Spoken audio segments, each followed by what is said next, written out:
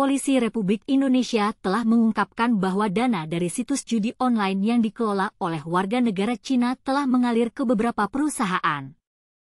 Perusahaan-perusahaan tersebut sengaja dibangun untuk mengelola uang yang masuk lewat situs judi online slot 8278.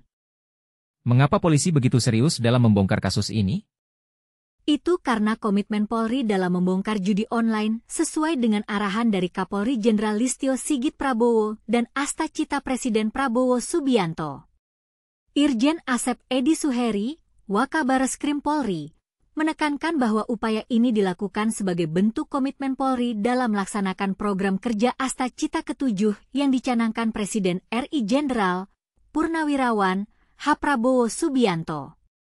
Program kerja tersebut meliputi reformasi politik, hukum, dan birokrasi serta pencegahan dan pemberantasan korupsi, perjudian, dan narkoba.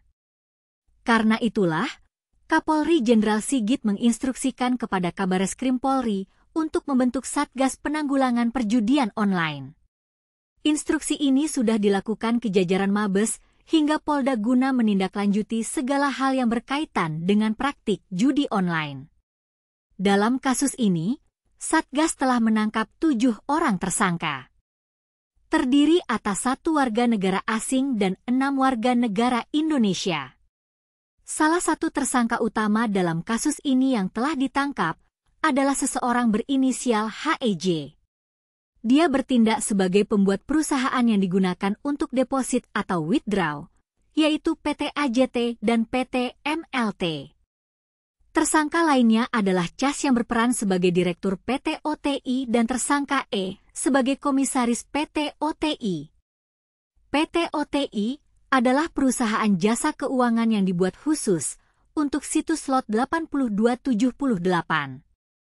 Di samping itu, polisi juga telah menetapkan 2 tersangka lain yang berstatus DPO, yaitu tersangka IJ sebagai manajer PT KIDT yang juga menjadi gerbang pembayaran dari transaksi judi online pada slot 8278.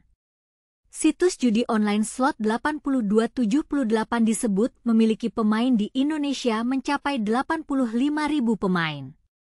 Polisi juga masih memburu 2 tersangka lain, yaitu DX alias MA, seorang warga negara Cina yang berperan sebagai koordinator dan pemberi perintah kepada tersangka Haj untuk membuat perusahaan penyedia jasa keuangan untuk situs slot 8278 di Indonesia. Keduanya masih dalam pencarian dan polisi masih berupaya melakukan penangkapan.